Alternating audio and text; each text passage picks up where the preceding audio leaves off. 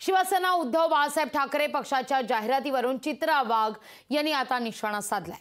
जाहिरातीतील व्यक्ती porn star असल्याचा चित्रा वाघ यांचा आरोप आहे। उल्लू ॲपवर पॉर्न स्टारचे घाणेरडे व्हिडिओ ही व्यक्ती बनवते असा आरोप चित्रा वाघ यांनी केलाय। जाहिरात कंपनी आणि उद्धव ठाकरेंचा काय संबंध हा सवालही चित्रा वाघ उपस्थित करतात।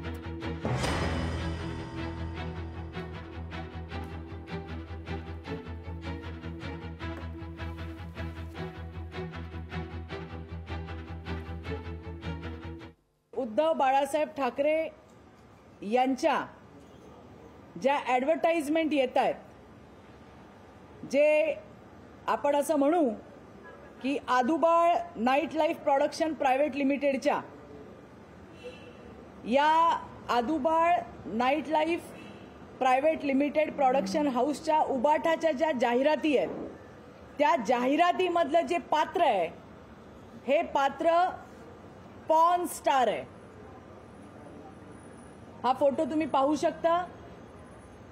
हे जे पात्र उद्धव बाळासाहेब ठाकरे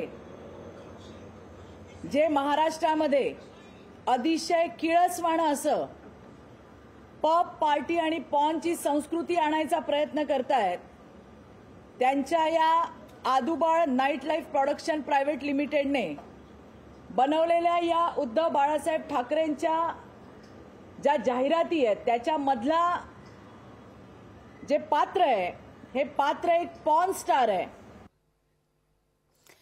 या सगळ्याविषयी बोलण्याकरता शिवसेना उद्धव बाळासाहेब ठाकरे पक्षाच्या उपनेत्या सुषमाताई अंधारे आपल्यासोबत जोडल्या गेलेल्या आहेत। ताई, काय पहिली प्रतिक्रिया आहे? शिवसेना उद्धव बाळासाहेब ठाकरे पक्षाच्या जाहिरातीवर चित्रा वाघ बरसल्या आहेत। नाही, या आक्रस्ताळ्याबाईंचं काय तशी न्यूसन्स व्हॅल्यू नाहीये आणि त्यामुळे त्या काय बोलतायत हे माझ्यासाठी अजिबात महत्वाचं नाहीये। आणि मुळात ना ते जाहिरात किंवा त्या जाहिरातीतलं पात्र आणि त्यांच्या संदर्भांची जी काही वक्तव्य आहेत, आता आम्ही कधी पॉर्न व्हिडिओ नाही बघत, त्यामुळे आम्हाला काही माहित नाही काय चाललेलं आहे ते। कदाचित त्या आक्रस्ताळ्याबाई कदाचित पॉर्न व्हिडिओ बघण्यामध्ये जास्त इंटरेस्टेड असतील, त्यामुळे त्यांना ती पात्र सगळी जास्तीची माहिती असतील। एक दुसरं असं की सोयीस्कर वादाला काही आपण बोलू शकत नाही, कारण प्रज्वल रेवन्नाची 3000पेक्षा जास्त ज्या सेक्स व्हिडिओ बाहेर आल्या आणि त्या प्रज्वल रेवन्नाचा उमेदवारी देऊन त्याच्या प्रचार सभा मोदींनी केल्या। मग मोदी कोणती संस्कृती आणू पाहताहेत हे एकदा आक्रस्ताळ्याबाईंना विचारलं पाहिजे। उलट मला असं वाटतंय की आक्रस्ताळ्याबाईंनी कुणालाही न विचारता प्रेस घेतलेली आहे आणि त्यामुळे आता सगळं ज्या वेळेला मोदी आणि प्रज्वल रेवन्नापर्यंत प्रकरण जाईल त्यावेळेला त्यांच्याच पक्षातले लोक त्यांचं तोंड बंद ठेवा असं त्यांना सांगतील।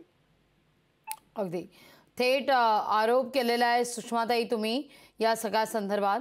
धन्यवाद आमच्याशी संवाद साधलात त्याबद्दल।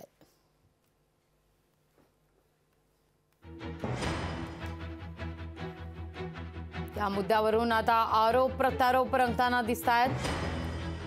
या मुद्द्यावर ट्विट केलेल्या सुषमा अंधारे यांनी आता लोकशाही मराठीशी देखील दूरध्वनीवरून संवाद साधत यावर प्रतिक्रिया दिली। लोकशाही मराठी ऐका, पहा, जागरूक रहा।